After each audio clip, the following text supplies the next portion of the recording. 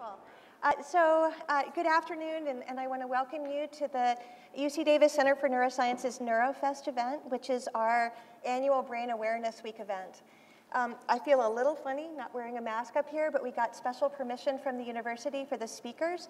We've all taken antigen rapid COVID tests, and so we're all negative today, and so they gave us a dispensation to not have a mask on. I'll introduce myself. My name is Kim McAllister. I'm the director of the Center for Neuroscience, and I'm really happy to see all of you here today in person. The turnout is incredible.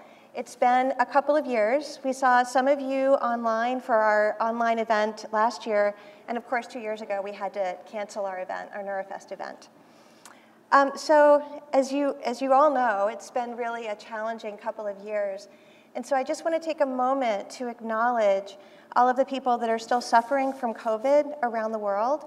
And our hearts really go out to the people of Ukraine who are suffering unspeakable atrocities in the Russian war. So given all of the things that are going on in the world, I am especially grateful that you're all here and that we get to share some of the advances that we're making in neuroscience here at UC Davis. So as we get started, I'd like to extend a warm welcome to a few special guests in the room. So we have Distinguished Professor and Dean of the College of Biological Sciences, Dean Mark Winey, right here. We have Distinguished Professor and Dean Emeritus and major supporter of neuroscience for many, many years, Ken Burtis here. And we have Distinguished Professor and Director of the Center for Mind and Brain and one of the masterminds in starting the Center for Neuroscience, Dr. Ron Mangan. And then we have a number of members of our College Campaign Leadership Council that are shown here. We have Deb Neff, Ron Smith, Steve Constant, and Lynn Weaver there with Dean Winey. So thank you so much for coming today. Okay, so this is really an exciting time at the Center for Neuroscience because we're marking our 30th anniversary this year. And the Center for Neuroscience was established in 1992, 30 years ago. I'm going to give you a little history about how neuroscience has grown up at UC Davis because we have an incredible strength. We have a lot of centers. But it started with some visionary faculty that were from the med school departments of neurology and psychiatry, and a lot of faculty in the Department of Psychology and the then zoology department, because this was before NPB, or Neurobiology, Physiology, and Behavior, was established. And these faculty got together and they decided that they wanted to start a neurobiology group. And at most universities about 30 years ago, departments of neurobiology, neuroscience were just starting to be established across the country. But these scientists here decided that they would rather do a different kind of organization for neuroscience. Rather than have just one department, they wanted to have an interdisciplinary center where they could bring together faculty from many colleges and schools who could work together across scales to address the general mechanisms of how the brain works. And so that was the vision for the Center for Neuroscience. We're actually located, a physical center, we're located in Research Park here in Davis, and we've got 3 buildings, and it's completely full now and really a vibrant place. And I would welcome those of you that haven't been to the center to let us know, and we'll give you tours there. But neuroscience isn't just at the center, so things started there. But about the same time that the center was established 30 years ago, the Alzheimer's Disease Research Center was established here by receiving a very large grant from the National Institute of Aging. They have grown, and they're one of the most successful centers at the university. The Mind Institute was, within a couple of years of the center being established, was then built at the School of Medicine. And the Mind Institute, of course, is world-renowned for its investigations of the mechanisms underlying neurodevelopmental disorders. And then we had the Center for Mind and Brain, which really allowed UC Davis to expand from how the brain works into how the mind arises from the brain. And so they provided a bridge, an important bridge to social sciences. Then we had faculty that started to be recruited to a number of different departments because neuroscience has only grown. And so the director of the California National Primate Center was brought in, and neuroscience has been expanded there. We have a lot of neuroscience faculty in vet school departments, in many different med school departments and campus departments, so that now we have a real strength in neuroscience of over 300 faculty, and it seems to be growing every year. So this is very exciting. And we feel that the Center for Neuroscience really provides this excellence in basic neuroscience research that provides a strong foundation for a lot of the really amazing translational work that's taking basic, it's too loud. I can't control the volume. Okay, I can try to talk a little bit lower. I'm sorry if I'm yelling at you guys. We can't control the volume on these things. And that one's not on. So maybe I'll step back from there. Slow down. You're a little bit fast. Oh. Sorry. Okay. I know you're excited. Okay. So the excellence in basic neuroscience research, we think, is really providing a foundation for the translational work that's being done in all of these other units. But because of this distributed nature of neuroscience research across campus, it's important to have programs that brings the neuroscience community together, hence NeuroFest. But we have more formal programs as well, and the center has really been leading in that because it's part of our charter to bring the neuroscience community together.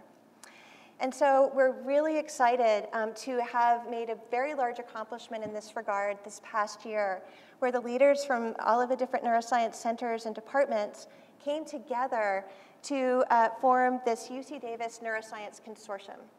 So the consortium unites more than these 300 diverse neuroscience researchers at UC Davis from 12 centers, 41 departments across 5 colleges and schools to really leverage the strength, breadth, and depth of one of the largest neuroscience communities in the world. And so if you have not checked out the website, the URL is right here. It is a really, really neat website. If you have an interest in a particular topic, you can search for that topic. If you have an interest in particular diseases, you can search for that disease, and you can find all of the faculty that are working within that particular area. We also have a lot of information on the site about the extensive training programs that are going on across campus at UC Davis, from undergrads all the way through every level of training. And you can find a lot of the information about the programs that we have in enhancing diversity, equity, and inclusion, and outreach, which are extensive. Of course, you're here at NeuroFest for one, but there are many other examples. Okay, so at the Center for Neuroscience, though, as I mentioned, it's a physical center. We have 24 faculty that are housed there. It is interdisciplinary, so we have these faculty come from 8 different departments across 4 colleges and schools. There are almost 200 graduate students, postdocs, and lab staff at the Center for Neuroscience, and there are 93 affiliate faculty that are part of our center and participate in a lot of our programs. We also house a neuroscience graduate program, which is growing every year. We now have 60 neuroscience graduate students, and a lot of them you saw out at the booths, that they're really terrific, really excited about the research that they're doing. So as the interdisciplinary hub for neuroscience research and education at UC Davis, the center really brings together neuroscientists from across multiple disciplines, schools and colleges, to advance discoveries. Every day, our neuroscientists conduct cutting-edge research at all levels of the nervous system, from genes to behavior and throughout all stages of life. So we're committed to revealing the remarkable complexity of the brain and leveraging these discoveries to promote health, to catalyze new treatments and technologies to improve lives. So in honor of our 30th anniversary, we have a really exciting program for you. Today's presentations will highlight 4 major areas of neuroscience. We're going to focus on neurodevelopmental disorders, mental health, memory and Alzheimer's disease, and recovery of function after injury. And these are 4 of the strengths, I would say, here at UC Davis in general. So you're going to get to hear from 4 3 at least, great faculty members who are going to tell you about the research that is going on in their labs. Now, typically the talks only focus on the research that's going on in their labs, but this year we have a little bit of a different structure. In honor of the 30th anniversary, we've asked our speakers to talk about where the field was 30 years ago and how the field has changed over the past 30 years, to talk about how their research is where that is focused on right now currently, and then to talk about what the outlook might be for the next 30 years. So you're in for a treat because you're going to get an overview of all of these different areas.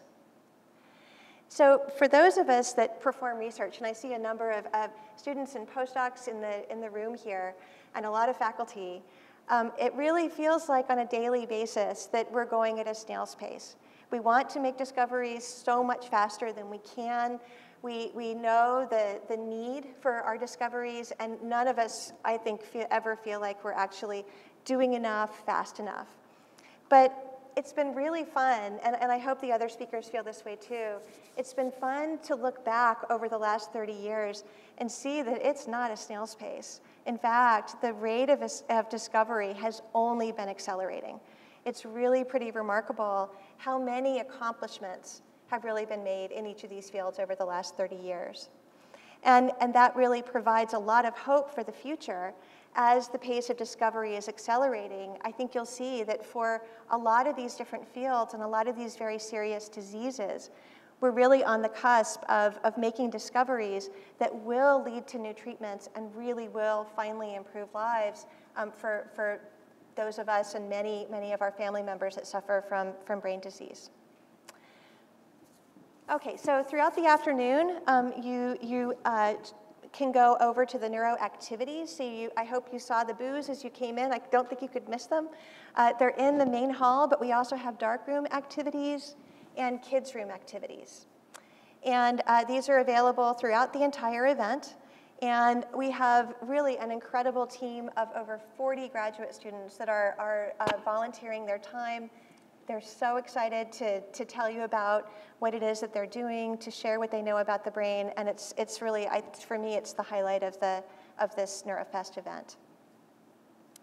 So we also have brought back Neuro Blitz, which was the highlight of our online event last year. And you're going to have an opportunity to hear talks from 3 graduate students as the program progresses, and you'll hear more about what the structure of that Neuro Blitz competition is in a few minutes. And then we also have a new neuro art competition. So I saw many of you know that you have a ballot in the materials you were given with the brochure, and we have all of our neuro art entries. There are 8 of them out in the hall. Don't forget the ones that are down at the end. And we're looking for a competition to find our favorite 3 of those. And you're going to hear more about that competition again as the program moves on. So it really takes a team of dedicated faculty, staff, students, and volunteers to make this event a success. And so before we even get started, I want to acknowledge the people that have put in so much work to do this. I have the NeuroFest co-chairs shown here, John Gray and Kostas Sarbalis, who John is over in there, and Kostas, can you wave? There we go. So you're going to see them a little bit later, and they're going to tell you about NeuroBlitz and NeuroArt. We also have our graduate student leads, Becca Wilson and Porter Harast, who I think are out in the booths, making sure that everything is working well. So if you see them, they have been absolutely instrumental in making sure that all of the booths are working well. Then we also have our staff, Teresa Gear, Kimberly Cummings, Katrina Spridgen, and of course Jennifer Scott, who many of you know. Without all of these staff members, we would not be able to make our event work at all. So for those of you that are in here, thank you so much. And if you see them, they're wonderful people. They're staff at the Center for Neuroscience. So say hello.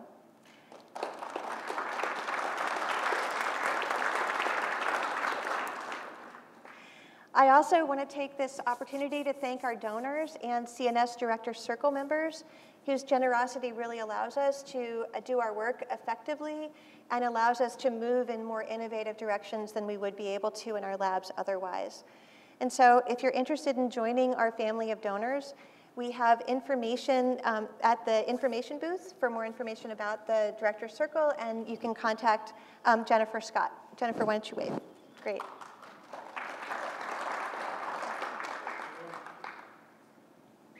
Okay, so now we're going to start our program. In a minute, I'm going to introduce our first two speakers, but I want you to know that after each talk, we're going to have time for questions. So if you've got questions, write them down and raise your hand at the end. And Jennifer and Kimberly Cummings, Kimberly, wave your hand. They're going to come by and bring a mic. We need for you to wait to get that mic because we're actually recording the whole session for people that couldn't make it. And so we'd like for your questions also to be recorded there. Okay. All right, so it is my pleasure to introduce our first speaker. Dr. David Siegel is a professor of biochemistry and molecular medicine within the UC Genome Center and the UC Davis Mind Institute. Dr. Siegel's research focuses on genetic and epigenetic therapy for the treatment of neurological disorders. And his lab examines how nature causes lifelong changes in gene expression to develop, and he develops epigenomic editing tools that can be used for the long-term control of gene expression for both research and therapeutic applications. Using a variety of delivery systems, he's working to de-risk genetic therapies for Angelman syndrome and other related disorders. And in addition to his research program, Dr. Siegel is also the co-chair of the Integrative Genetics and Genomics Graduate Program, and he is truly a devoted mentor. I know because I have one of his students in my T32 training program. So when Dr. Siegel is not conducting really cool research or mentoring his students, he lives life adventurously. So be sure to ask him about his 9-month cross-country walk from Savannah, Georgia to San Diego, California. It's pretty something. So before Dr. Siegel comes up, I'm going to go ahead and introduce our second speaker as well. Dr. Christina Kim is Assistant Professor of Neurology. She's going to tell us about how the use of laser light can be used to control brain activity and control behavior, and how this innovative approach may have profound implications for regulating behavior in mental health conditions. Dr. Kim is one of the center's newest faculty members, so she just joined us last September. And her research focuses on developing molecular and optical approaches to study function and organization of individual neurons within the brain. So Dr. Kim's approach is really innovative. She uses synthetic biology, 2-photon microscopy, and animal behavior to deconstruct the building blocks of neural circuits that are essential for motivation and for behavior. So in her spare time, Dr. Kim enjoys long rides in her motorcycle, and she can often be found climbing rock faces in Tahoe. So now join me in welcoming our first speaker, Dr. David Siegel.